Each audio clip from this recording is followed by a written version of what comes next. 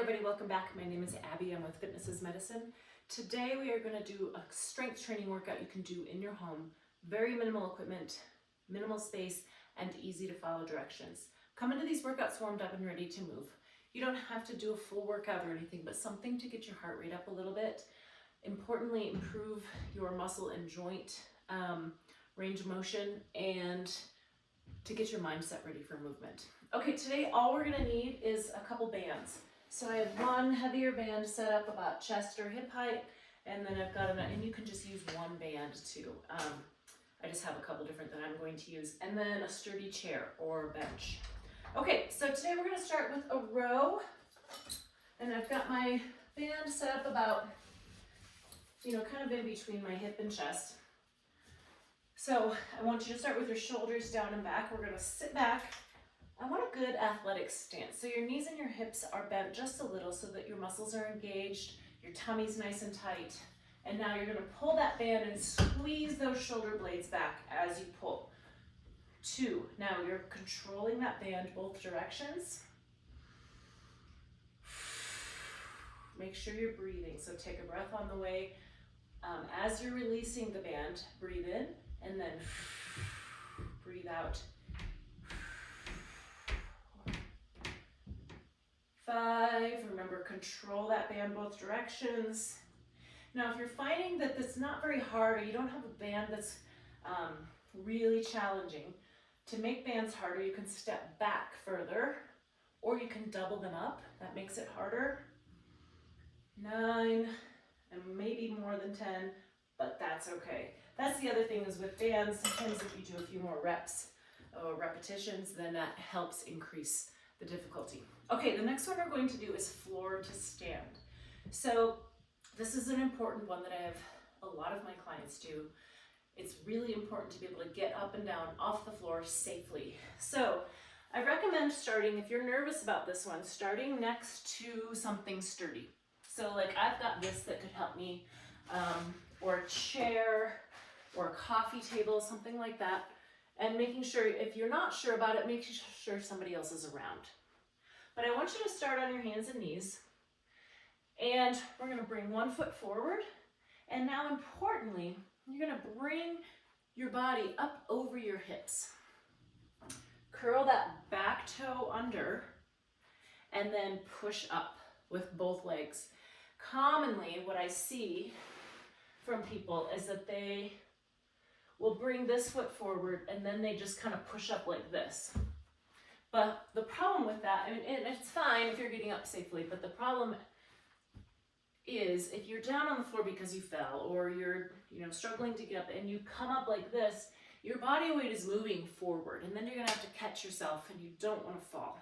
So the most important part is bringing that body weight back up over your hips. And then the next common thing that I see is people just kind of have this foot hanging out. So they're trying really hard to stand up with one leg. And that's like doing a single leg squat or a pistol squat. It's really hard. It's hard no matter how strong you are. But if you curl that toe under and you push up with both legs, it's much easier. So you're using both legs. Okay, let's do one more on this side. Remember, bring that weight back. And then if you need to, you can push off your leg or you can push off. I like to do the opposite leg. So you've got this leg to push off of. You've got one hand here to help push you up if you need it. And then let's work on the other leg. So bring the other foot forward. Remember, you're gonna bring your weight back up over your hips, curl this toe under, and then you're gonna stand up. So it's sort of like, it's a lot like our split stance squat from that point up. But if you are next to something and you need that help, bring that foot forward. If you have a hard time bringing that foot forward, get it to here. Use your hand if you need to bring it. You can move it that way. You can push off this leg. You can push off whatever sturdy surface you have here to stand up. Let's do one more. So right now we're just doing 3 on each side, but this is a really important one. Try to start with 3 on each side. If that's too much, start with 1 on each side. But, and on the opposite end of the spectrum, if this isn't hard for you, It's still important to do. It's a great full body exercise. It's a great leg exercise. And it's important to keep those muscles strong as we age. Okay, next, we're gonna do some punching. So I don't need any equipment for this. What I'm gonna have you do is we're gonna punch to the side. So kind of get the motion. I want your feet nice and wide and you're able to shift your weight back and forth as you're punching. So the next thing is to really work on keeping your core tight. So we're gonna just get the motion to start, and then I want you to give it some power. This is what we're working on here, is power. Keep breathing. And 2 more each side. And rest, good. Okay, reverse flies. So I have got this other band here. And I want you to hold it straight out in front of you. We're gonna do a little bit of a staggered stance like this, so you've got this really good base of support. Tummy tight, shoulders down and back. You're gonna hold that band, you're gonna pull apart. So you're another one where we're working on those back muscles, thinking about squeezing those shoulder blades together as you pull back. If you're having shoulder pain with this, you can bring it down, pull it down here. If it feels like it's too easy, you can grab a tighter band or like a stronger band, or you can double up your band. These are ways to make those bands easier and harder. Make those bands work for you. Let's do 2 more. Squeeze back, keeping those shoulders down, and rest, good. Okay, next we're gonna work on those balancing muscles. So I want you to first walk across the room up and up on your tiptoes. So I want you as high as you can go up on those toes, like you're trying to see over something, see over someone in a crowd. Back and forth a couple times, really working on these calf muscles that are so important. So your toes, your ankles, your calves. And now I'm gonna have you walk on your heels.